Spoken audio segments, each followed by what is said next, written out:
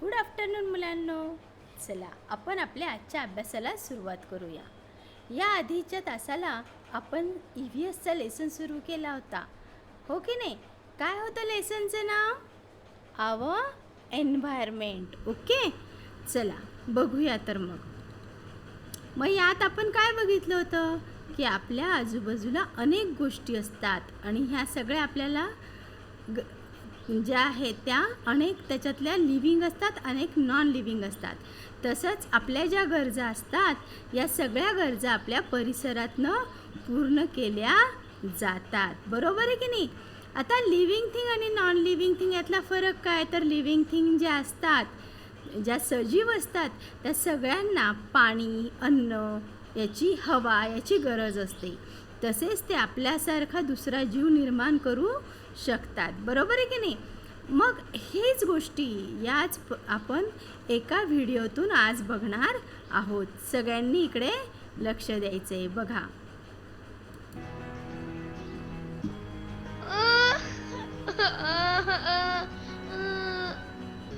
What happened? Why are you crying? My teddy bear does not eat anything. I am giving him chocolate, but he's not eating. But teddy bears don't eat anything. But why do they not eat anything? Oh, बघा इथे काय झालंय, हा जो मुलगा आहे तो त्याचं काय झालंय, तो म्हणतो त्या टेडी बेअरला चॉकलेट खाऊ घालू लागलाय, परंतु तो खात नाही म्हणून त्याला रडायला येतं. परंतु ज्या नॉन लिव्हिंग थिंग आहे त्यांना काहीही खात नाही. आता पुढे बघा. because they are non-living things. But we eat things. See, even my little Tommy is eating. Because you, me, and animals are living things. Living things, non-living things. I don't understand.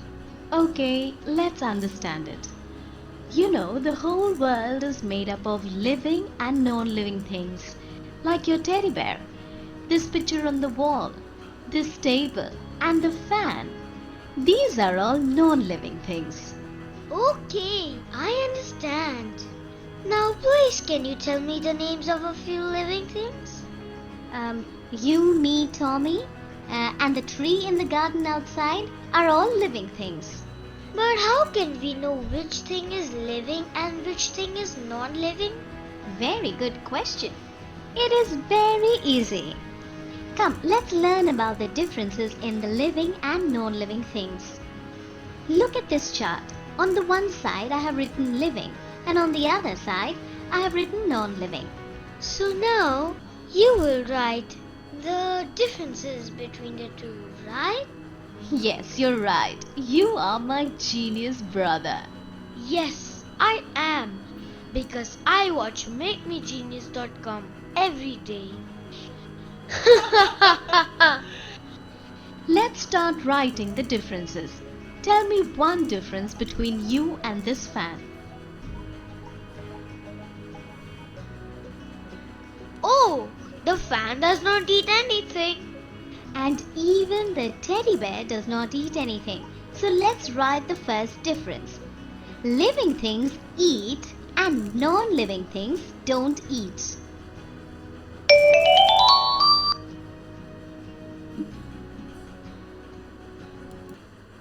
बघा मुलांनो, या दोन्हीतला फरक कळायला पहिला. Living थिंगला खायला लागतं, अन्न लागतं, आपण खातो, परंतु नॉन लिव्हिंग थिंग खात नाही. ओके, आता पुढे. Oh, I know one more. I breathe in and breathe out. But my teddy bear does not do that. Wow! You are right. Living beings breathe and non-living things don't breathe. Let me write it with my magic wand.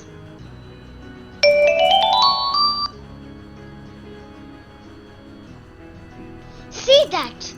दुसरा फरक काय आहे? ब्रीद म्हणजे श्वास घेणे. आपल्याला सगळ्यांना जगण्यासाठी हवेची गरज आहे. म्हणजेच लिव्हिंग थिंगला जगण्यासाठी कशाची गरज आहे? हवेची गरज आहे. आपण ब्रीथ करतो, आपण श्वास घेतो, परंतु नॉन लिव्हिंग थिंग ब्रीदिंग करत नाही. त्यांना श्वास घ्यावा लागत नाही, त्यांना हवेची गरज नाही. समजलं? आता पुढे बघूया आपण. Tommy just told us the other difference. Tommy and we can move, but non-living things can't move. Yes, this picture on the wall, table and teddy bear can't move. Let's also note this down. So now we know 3 differences between living beings and non-living things.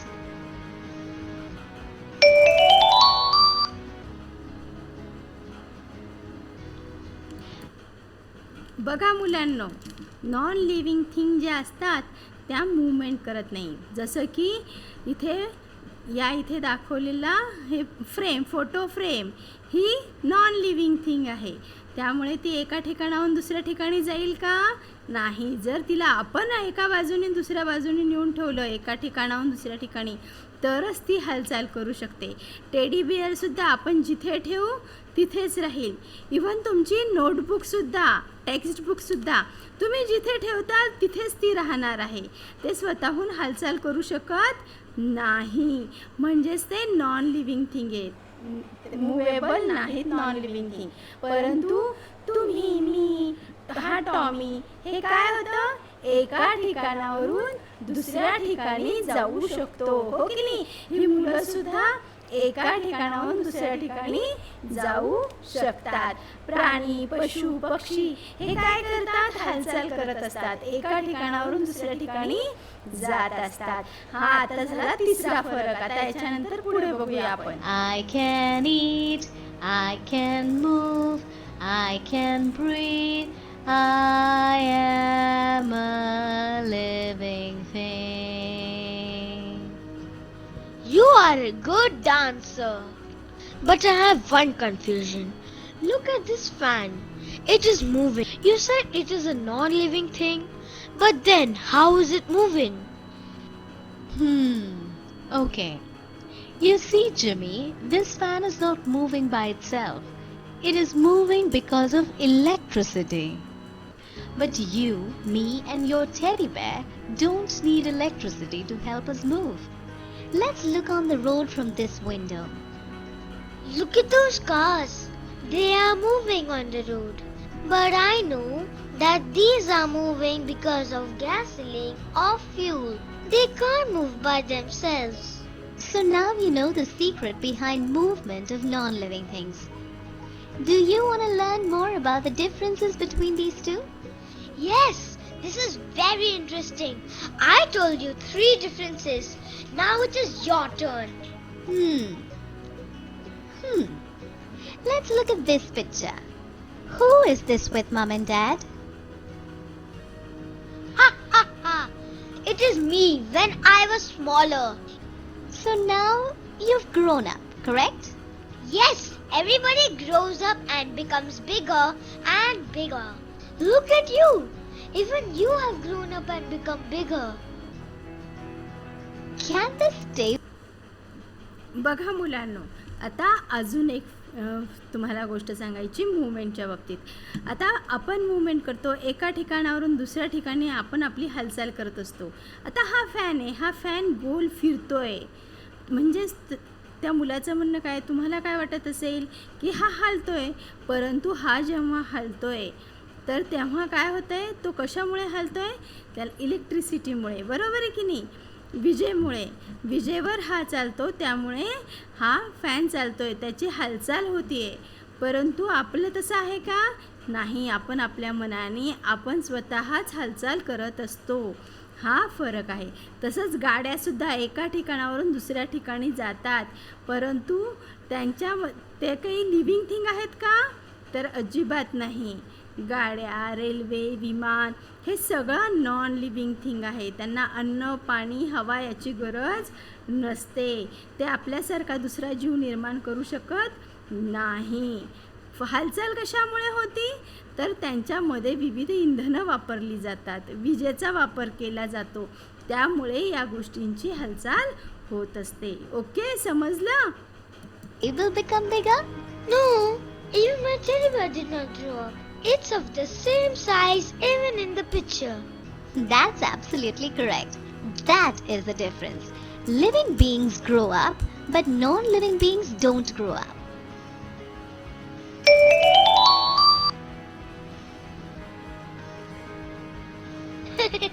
बघा मुलांनो, living थिंगची वाढ होते आणि non living thing आहे त्या जशा आहेत तशाच राहतात, त्यांच्यामध्ये वाढ होत नसते. जर तुमच्याकडे एखादं खेळणं असेल तर ते आपोआप मोठं होतं का? तर नाही, ते जेवढं आहे तेवढंच ते राहत असतं. समजलं? नॉन लिव्हिंग थिंगची वाढ होत नाही आणि लिव्हिंग थिंगची वाढ होते. Okay.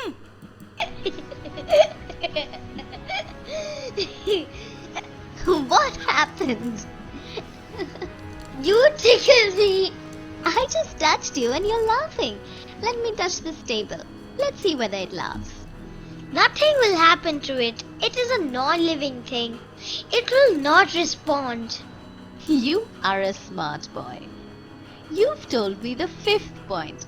Living things respond while non-living things don't respond as they don't have senses like eyes, ears, nose, etc. Yeah, you're right. I feel hungry whenever I see a pizza. So let's write the fifth point. That's senses in the living things and non-living things don't have senses.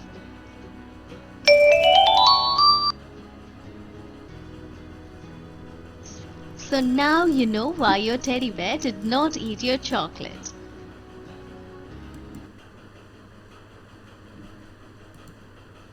बघा मुलांनो, काय झालंय?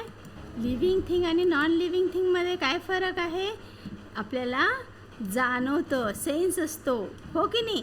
कुठला वास येतो आपल्याला, बरोबर आहे की नाही? ऐकू येतं, त्याच्यानंतर भूक लागते, चव समजते. परंतु नॉन लिव्हिंग थिंगमध्ये असं काहीही घडत नसतं. समजलं सगळ्यांना? आता आपण पुढे बघूया. ओके.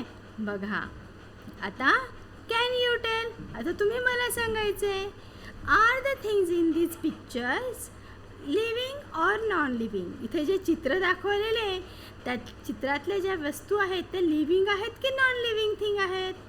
आणि त्यातल्या त्यात अजून ज्या लिव्हिंग थिंग आहेत त्या प्लांट आहे की ॲनिमल आहे?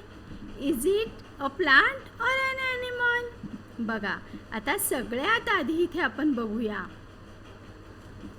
हे काय आहे? हे आहे झाड मोठं, हो की नाही? बॅनन ट्री आहे. हे कसं आहे? हे ट्री आहे, म्हणजे हे काय आहे? लिव्हिंग आहे का नॉन लिव्हिंग? लिव्हिंग थिंग आहे. ओके. आणि लिव्हिंग थिंग असून हे प्लांट या ग्रुपमध्ये येते. ओके. त्यानंतर रॅबिट. रॅबिट काय आहे? लिव्हिंग थिंग आहे. लिव्हिंग थिंगमध्ये ॲनिमल आहे. ओके. त्यानंतर हे आहे फ्रॉग, म्हणजेच बेडूक. बेडूक काय आहे? लिव्हिंग थिंग आहे, परंतु लिव्हिंग थिंग असून सुद्धा हे ॲनिमल या ग्रुपमध्ये मोडते. ओके. त्यानंतर इथे हे काय दिसतंय तुम्हाला? हे आहे सिलेंडर. ओके. आपल्याकडे गॅसचं सिलेंडर असते की नाही ते. मग हे लिव्हिंग आहे का नॉन लिव्हिंग? तर हे आहे नॉन लिव्हिंग थिंग. ओके. नंतर हा ग्लास. हा ग्लास जो आहे हा ग्लास आहे नॉन लिव्हिंग थिंग. ओके. त्यानंतर आता बघा इथे ही कुंडी पण आहे आणि हे रोप पण आहे. तर कुंडी कशी आहे? नॉन लिव्हिंग थिंग, परंतु हे प्लांट जे आहे हे लिव्हिंग थिंग आहे. रोज प्लांट आहे, फ्लॉवरचा एक प्लांट आहे, तो कसा आहे? लिव्हिंग थिंग आहे. ओके. नंतर ही कढई दिसते, हे वेसल, हे कसं आहे? लिव्हिंग आहे का नॉन लिव्हिंग आहे? याला पाणी हवंय का? याला अन्न हवंय का? नाही. तर हे आहे नॉन लिव्हिंग थिंग. समजलं सगळ्यांना?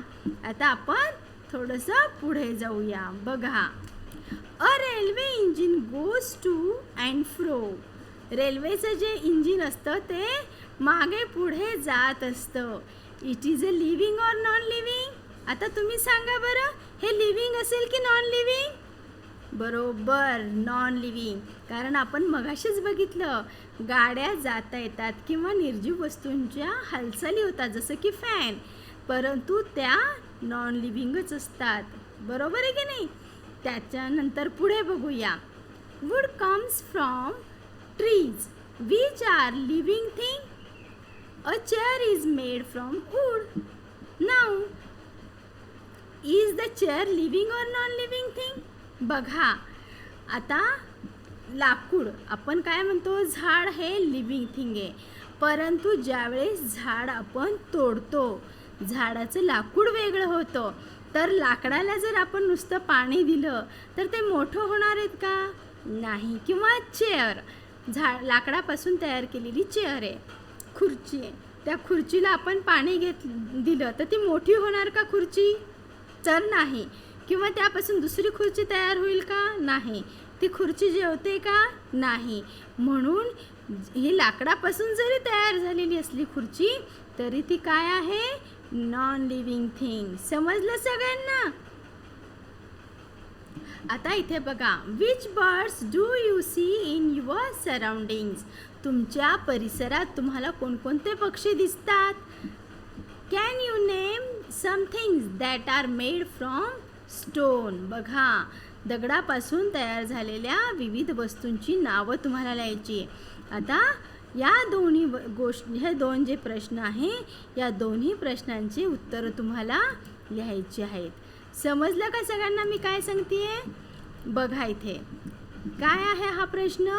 तुमच्या पुस्तकाच्या पेज नंबर 3 वर हा प्रश्न दिलेला आहे. Which birds do you see in your surrounding. तुमच्या आजूबाजूला तुम्हाला कोणते पक्षी दिसतात यांची आन्सर्स तुम्ही लिहायचे, पक्ष्यांची नावं लिहायची. आणि त्यानंतर can you name some things that are made from stone. दगडापासून तयार केलेल्या ज्या वस्तू असतील तुमच्या आजूबाजूला जर काही दिसत असतील तर त्यांची तुम्ही नावं लिहायची आहे. समजलं? चला तर मग आज आपण इथेच थांबूया. ओके, चला तर मग बाय.